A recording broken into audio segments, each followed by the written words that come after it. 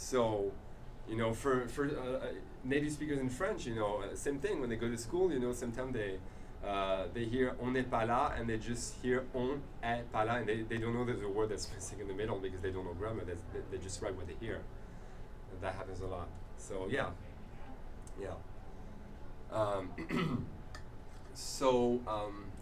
And offline again, because the way it works is that most of those online schools, they get pretty much one session a week, which is 55 minutes long. A semester is 16 weeks, so they get almost 16 hours. It's not a whole lot, but again, because we've got amazing tools online, they not only get the live webinars where they get to speak, ask questions, listen to live classes, but I've got, I don't know if you've heard of Moodle or Canvas, same thing. They're an external platform where teachers post plenty of lessons, videos, assignments, videos, oral comprehension, written different kinds of assignments, multiple choice. So they got plenty on that database, really. It's growing, it's improved constantly, and so they've got plenty to work on at will if they want to, and really, again, work on those oral comprehension skills. They're so important so that they get used to the way native speakers speak. So they have that on top of everything. They have access to it 24 hours a day. Where they have all the answers, explanations. They have written exercises, and so there's a forum so they can interact with the other kids, ask questions. The teachers can respond with explanations. So yeah, what I say is students don't learn random, boring, useless, erroneous vocabulary structures that no one uses. I could make you a boring list of all the mistakes that I see in books. Sometimes I like to take pictures because it's so outrageous. But like one day it was à mon opinion. It's very convenient. It sounds like in my opinion. Yeah, but no, we don't say that. It's just and kids learn that à mon opinion. Like people barely know what it means really. À mon opinion, in my opinion, it's à mon avis. So those are the kind of things that when I was talking about the idiomatic expressions, like to be mad at, to take it out on someone, to go about doing something, to have a hard time doing something, and there's 500,000 of those, and so they're in the advanced program that I have. ER verbs, to drop someone off, to cross the street, to spit, and to pick someone up at the airport or at school. Those are verbs you want to know, and they don't teach you, so they'll have those. Fair expressions, that's a whole other topic. Again, in French, we have a lot of what we call fair expressions with which we use the verbs to do or to make. It's the same verb, it's faire. And they give you a short list of really boring, tedious fair expressions, like I go, drives me insane, but I do aerobics. They all have to learn I do aerobics. It's okay if you want to, but and there's so many that we use. We use so many fair expressions that we use all the time. Faire la fête, faire la tête, faire la gueule, faire exprès, faire. We have so many. So they've got a complete list. I drill them on those. They can't miss anything with that. It's very going to be very awesome. So one day, when they have to write an essay at some point, whether it's the AP exam or other placement test, they'll be ready to say anything they want. It's a great sort of resource. Reflexive verbs, to moucher, to blow one's nose. It's reflexive. It's pretty useful. To park is reflexive. I've never seen anywhere. To get something wrong, to take the wrong something, that takes a whole lesson. It's a reflexive verb, very important. And again, I have this is my longest lesson, I think. Those two, my longest lessons. That I must have 100 slides or more, but it's very useful. Again, with pictures and colors, like this. This is pretty much what it looks like. So that's the lesson that I created. This is a way of speaking that we use in French. It's more advanced French, but I think it deserves a lesson, understanding the rule, examples, and we use that all the time. This is the kind of thing that the kids will hear all the time in France, and they'll have no idea what it means. That I created a lesson on this, tu n'as qu'à. It's huge. We use it all the time. There's not a lesson on this in any books.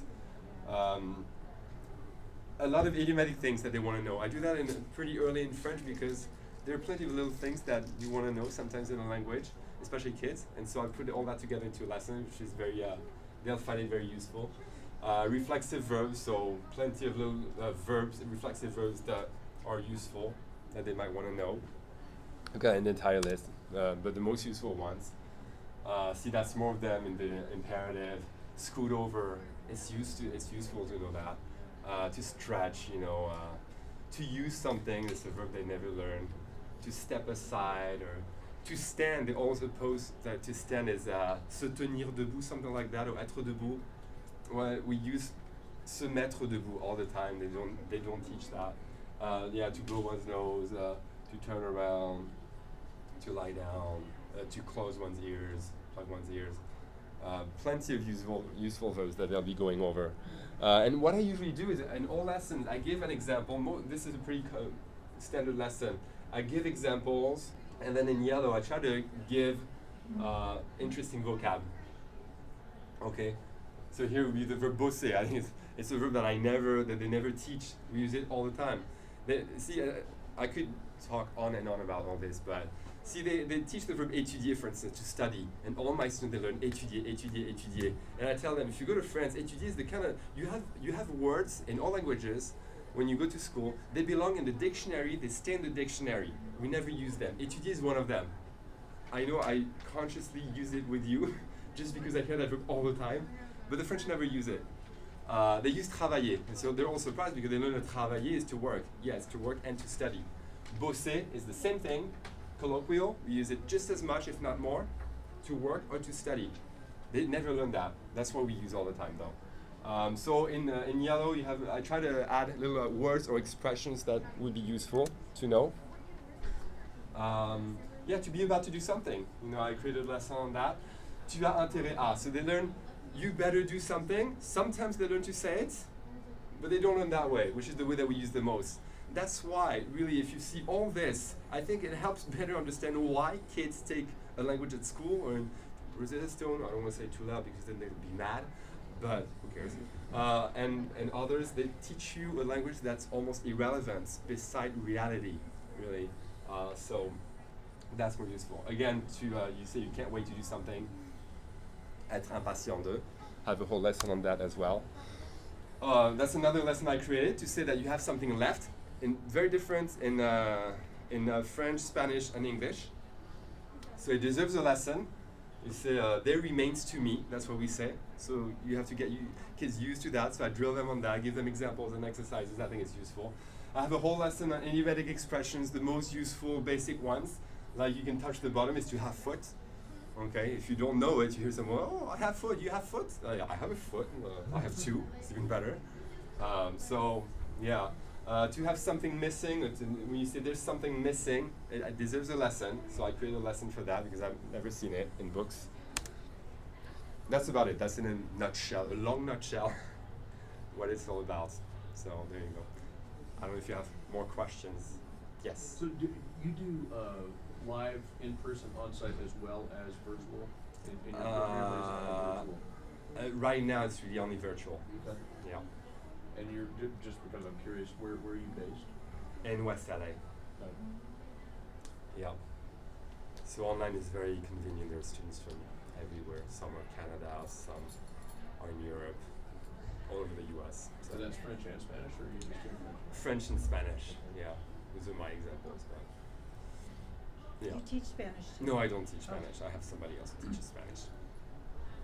Is it used do they use the same methodology that you do? Yes. And tell me again the age that you think it's best for? 10 to 18. But of course, when it comes to homeschoolers, I always have parents who come and tell me, my child is really smart, very mature, and they're right. I'm always skeptical. I say, you think they are, but they are almost every time, really. They were some of the best students I've had were 9-year-olds. So, I mean, they were geniuses, maybe, but yeah, they were amazing. Very they much. They were just homeschooled. That's all. What's that? I said they were just homeschooled. Maybe they are. I think they're all geniuses. It's a different crowd. So. I'm kind of in this situation here with my 7.5-year-old, where he is learning Spanish, and I have a kind of basic to intermediate level of Spanish, and he's kind of just about to pass me up, and I don't know what to do. I don't know how to. Without spending a lot of money. I don't know how to continue it, and he's also at this point of like, I don't want to go, I don't want to. So I want to. One thing that a way to improve for them at that point is to if there's a book that they love, like that horrible book that all kids loved a few years ago. What was it again? You know, where there's so much violence. They turn it into a movie. Hunger Games? Yes. Hunger Games? Yes. I mean, my 10-year-olds homeschoolers, they love it. And so I have a few who at an intermediate level, they know it by heart in English. I had them read it in French.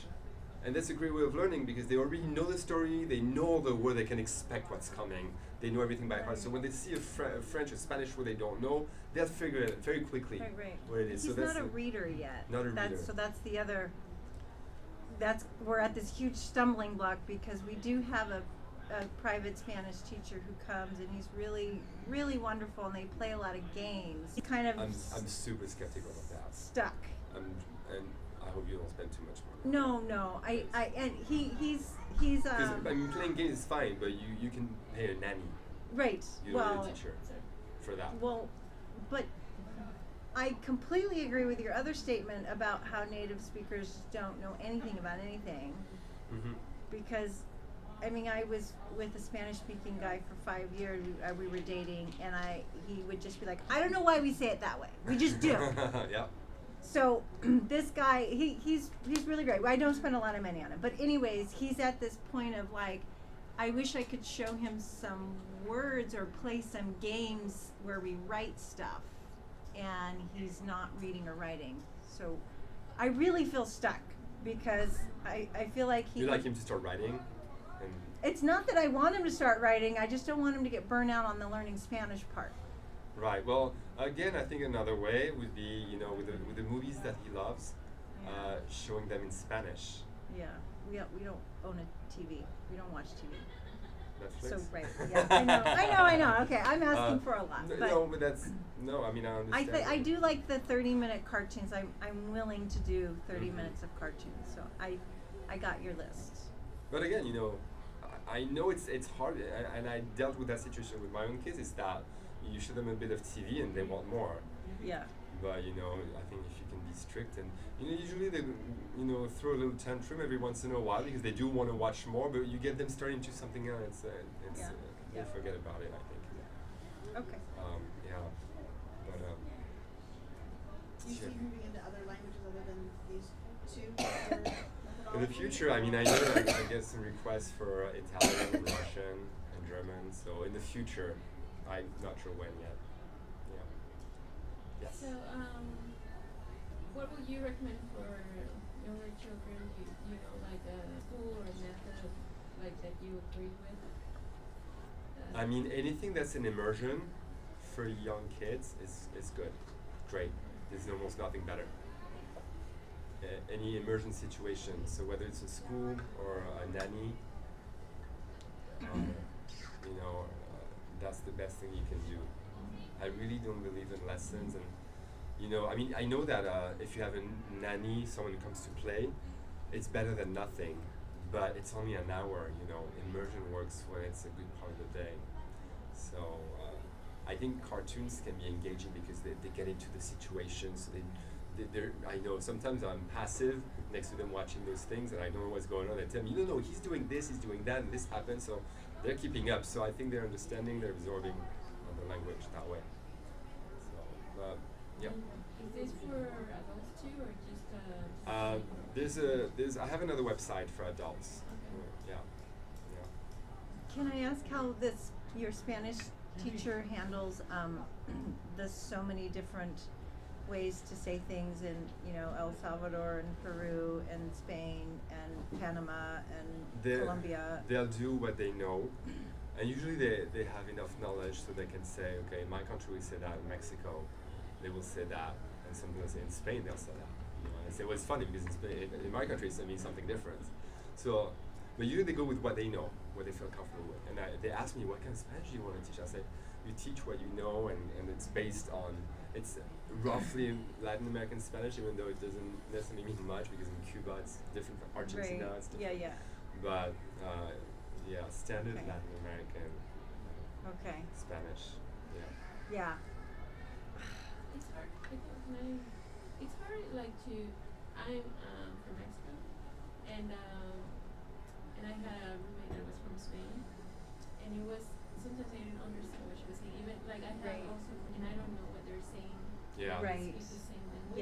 two extremes, I think, for a Mexican: Argentinian and Spanish in Yeah. Spain. Yeah. Well, Castellano. we're So- in the same. I totally understand what you're saying. Yeah. So, like, I mean, like, you can never know all, you know. Right. Yeah, yeah. Yeah. Well, the problem is that his Spanish teacher that comes to our house is from Spain. Our housekeeper is from Guatemala. Our neighbor's from El Salvador, and It's he gonna be had very a- well rounded. he had another. Well, the problem is, he would go and he would talk to them, and then he would feel really like dumb, like I don't know what you're saying, because it wasn't just a word; it was like the whole sentence, and then because he's a kid, they would treat him like a kid and say, no, that's wrong, and they're very proud of wherever their Yeah. dialect is, and so they would say, no, that's not how you say it. This is how you say it. And I feel like I'm exposing him to this very like kind of I think it's okay if you can explain to him that everybody's going to be certain that they speak the right Spanish, yeah. and that there are different kinds of Spanish, and that ultimately, if he wants, he can ask questions, Yeah. and he can really understand that there are different ways. If he can ask around maybe you or Yeah. somebody else, keep his questions. You know, what is it that you have acostumbrarse and you have soler in Spain, and Yeah. who uses what, and is it exactly the same thing? But everybody thinks they're right. Yeah, everybody thinks they're right. That's yeah. the problem. So you're a Spanish instructor. Is the emphasis more in Spain Spanish? Or It's more Latin South America. American? Yeah, yeah. But again, you know, the teachers, they love languages. You know, I'd never hire someone who drags their feet to teach. So they'll know, they'll be interested. They'll tell you, oh, in Spain they use that word. It sounds funny to me, but that's what they use, you know. So, and that's how they pronounce, you know, the feta and everything. So it sounds like they're spitting. I don't know if you've ever heard, but I heard apparently that there was a king who had a lisp in Spain at some point, and all the subjects wanted to copy him. Oh, And I you give it have a heard try. of that. Yeah. Yes. Yeah. Yeah. So Right, they started right. spitting on people. Right. Oh, it's, yeah, exactly. So, yeah, and so it's interesting because for Spanish, I cannot say, oh, go with Spanish from Spain, because ignore Latin America, it's Yeah. huge. Yeah. I tend to do that with French and say, ignore Quebec. I mean, really, because Right. it's a different language. To me, it's almost a different language. I don't understand what they say. French people don't understand what they Yeah. say.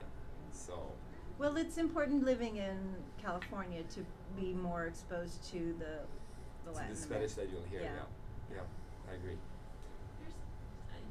There's a homeschooling group in Long Beach, and they do Spanish, and there's also like they get together and they do like, for example, they make recipes in Spanish or cooking, but the kids are supposed to speak Spanish. Is it informal or is it like a real, like a paid program? It's informal. Like, Oh, I okay. think I don't know if it's paid. I haven't gone, but I follow them, and they have different activities that Right. we have. Right, okay. I'll Yeah, yeah. find the information. Yeah, you know what's fascinating to me is everybody is so like, my kid, you know, like foreign language is great, it's great, it's great. But he's been exposed to Spanish since he was 3, and he's 7 now. I can't find any parent who is willing to spend more than like a 6 weeks class. Because I organize the classes all the time, and I work my butt off to get enough kids to do one class. But he's been forced to take these beginner classes again and again and again. Because after 6 weeks, they're like, oh, he didn't want to do it anymore, so we're dropping out.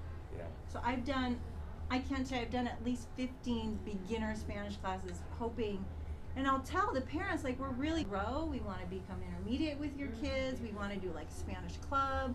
I even organized a field trip to go down to Olvera Street and, you know, whole 9 yards. And after 4 or 5 weeks, they're like, we don't want to do it anymore. So that's the other problem that I'm in, is I can't find an intermediate Spanish class for a 7-year-old.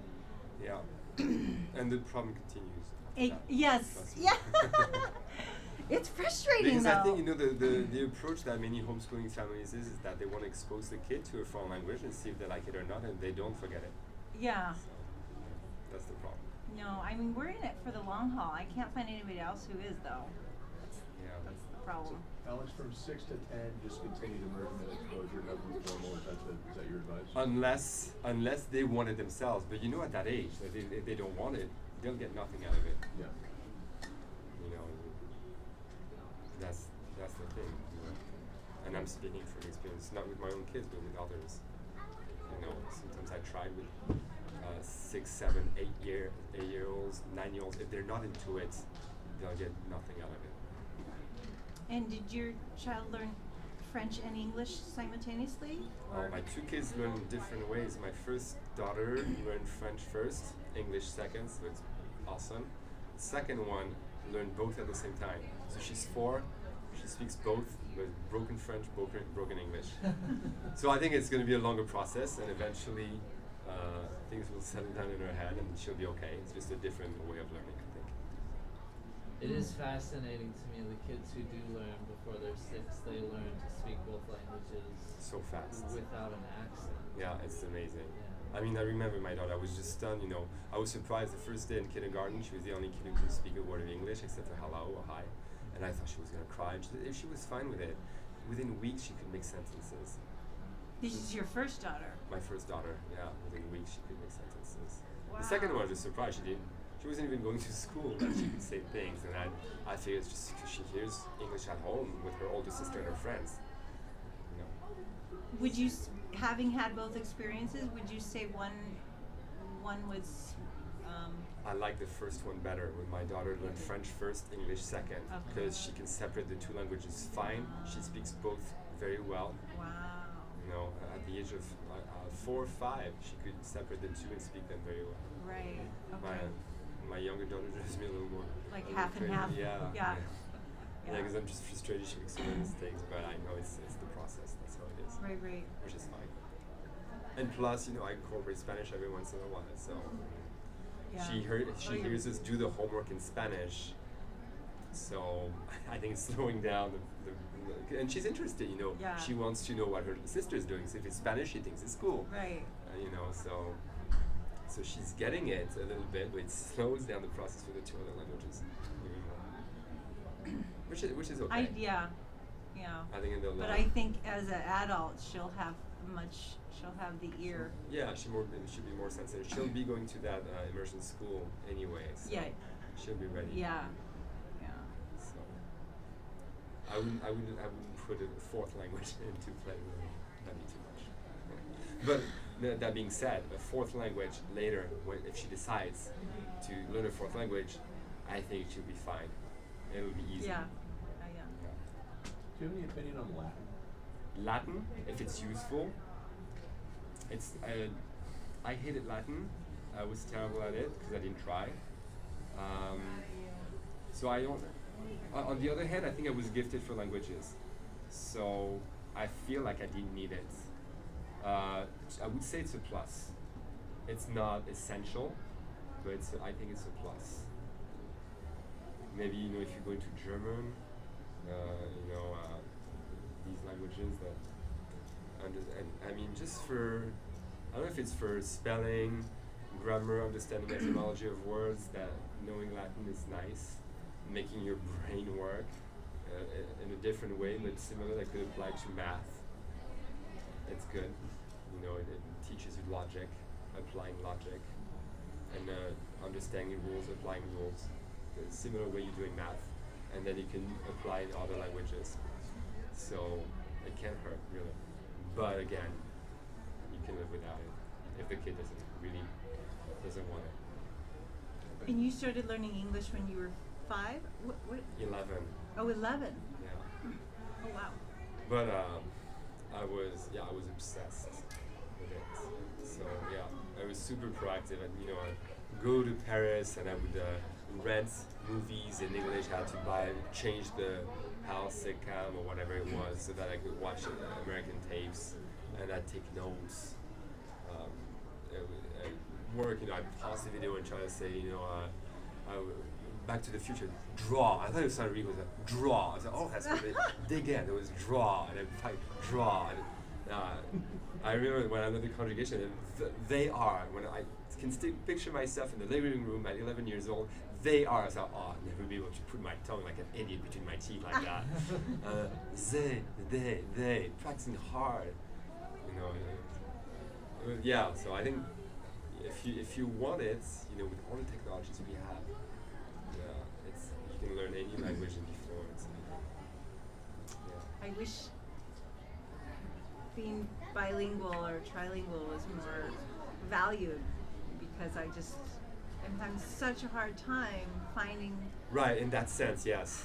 Because I was gonna say, well, who cares if it's valued or not? You know it is valuable. Yeah, yeah, But but I it's know like to find a program. I can't afford a private tutor for the next 10 years, Yeah. but I could do group classes. But nobody wants to, because it's a you know, you need repetition, you need immersion. Yeah. There's no point in taking a class once a week if you're not going to practice it elsewhere. To begin with, if you can take trips to Mexico, then so that you can Okay. see how useful it is.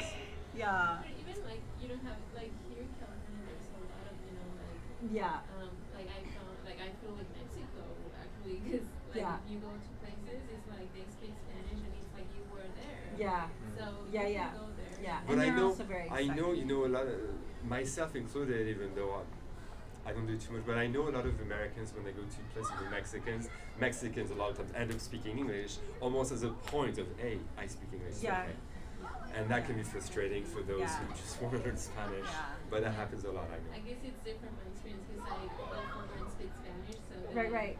Yeah. Usually it's the adults when I say, please, you know, we'll go to a restaurant and I'll say, we're learning Spanish, please only speak in Spanish. Yeah, you at least have to say that. Yeah, At least. but then the problem is the lesson is the same. You know, quiero un quesadilla. I mean, Yeah.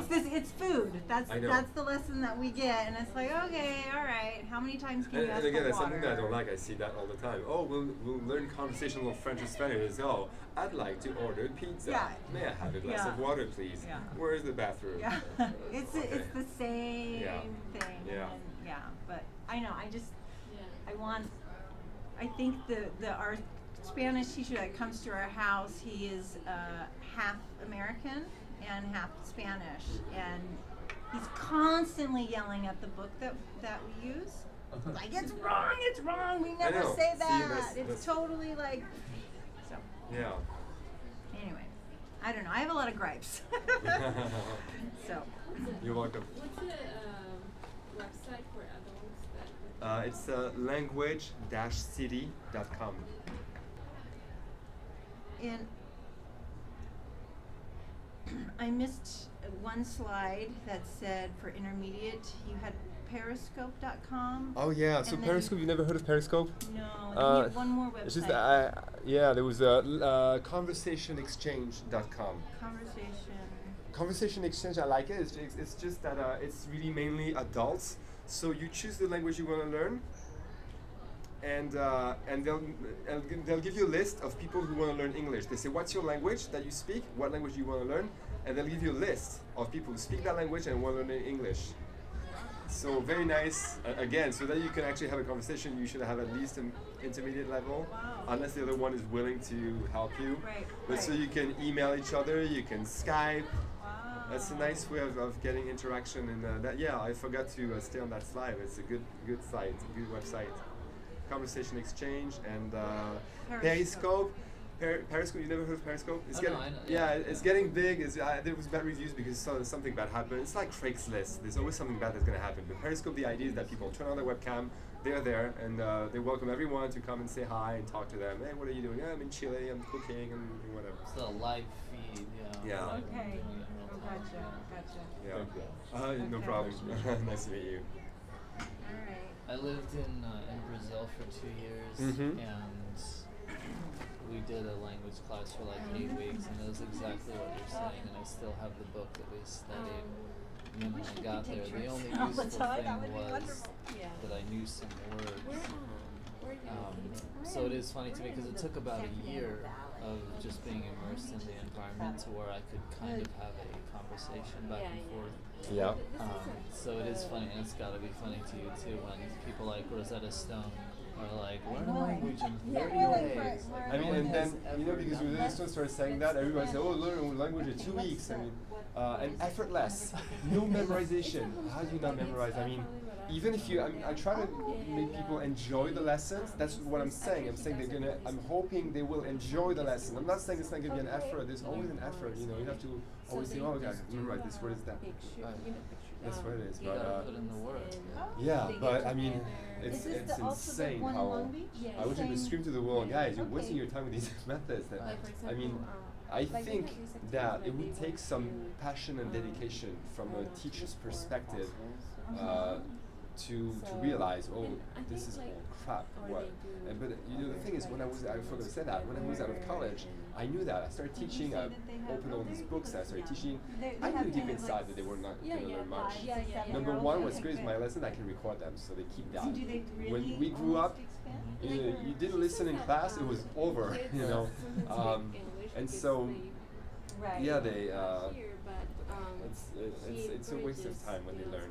It's a waste of time. Spanish So and he gives a teachers, you would lesson, have to he be does willing to it say, in hey, Spanish. you know, I'll create my method. So, It's I so much mean, work. I mean, I yeah. spend my entire days, my life is dedicated to that. I It's mean, I'm willing huge to drive projects. Long Beach if it's. But otherwise, you just open any book and This say, is just really I know how they think because I was like that. Say, am I going to teach them that? I get all Yeah. of these people that cares? say, "Oh, it's wonderful, I want my And child yeah, to so attend." this is They news don't- I know. Part of the And they problem don't is even think parents because, you don't know, speak we grew up in Spanish. France, They don't know how to help them you know, out. learning to use new, so it's not And when they shocking get to home, hear they're new. just We don't like, think about it. just, We're you not know. aware because we don't analyze our So language. We're not this is aware of the fact that we don't If you actually wanna use it. If you ask people, you know, do you use new? Say, yeah. because he has, And then if they think about it, really, they say, no, no. um, Because they just remember that they do write with new. They do speak with new. Carlos and Yeah, Carlos. yeah. So I think teachers just are used to blindly going with whatever book they're given to teach, and they don't I really can question contact it. him Yeah, through it's Let not Spanish. practical. So Also. ultimately, Yeah, I think to me it's a okay. question of caring about what you do, I mean, and I think like, most teachers don't it's really care. Sometimes they're not sensitive enough to their own language. If you're not So- on Facebook, I And my would two kids, I was even though I was it's- wanting them to learn Spanish, Yeah. but after hearing your whole Privacy lecture, but I found so now many resources because of you, I want them to learn French from your like program this because case, this is everything Spanish and everything. Right, So and I'm planning much on more taking that I like encountered when I was in Brazil of the But I'm unlearning planning on doing what it. I It's was just taught in the maybe, book, and I realizing halfway through that when I'm it's not speaking that with far, but someone, it's also drive and I I'm- don't want to be I'm Yeah, thinking yeah. of Portuguese But we don't live close words together. Yeah, right. rather than just Okay. Yeah, and imitating my daughter also, like, she their speaks expressions and Spanish, but everything. she's, Yeah. You know, it's like the missing mind is some working things and twice. She doesn't want to answer Yeah. in You know, Spanish. and so that's why I really You know, so I'm appreciate like, your oh, program, what is especially she? like She's, here's how you say yeah, the sentence. Yeah. Here's how we So- actually. Yeah. In a way, I'd say that most books and methods really stick to a basic level. No matter what the level is, they can claim it's intermediate or advanced. In a way, it's still very basic because it's a little useless. You know, if you still don't know by the end of French 3 or 4 that je suis, then you've wasted a lot of time. I mean, what's the point? It's Right. yeah. And English is mandatory for everyone in Brazil. Like all students take English. I think in most countries in the world. Okay. Yeah. But none of them could speak English. They would say "shut up" to me. You know, Yeah. 'cause they saw that was funny to Because them. it's the same thing with them. Involved They learn in my tailor is Spanish rich. They learn, you know, may I have a cup of coffee? And Right. that's about it. But even the teachers that I would talk to, I couldn't have a conversation.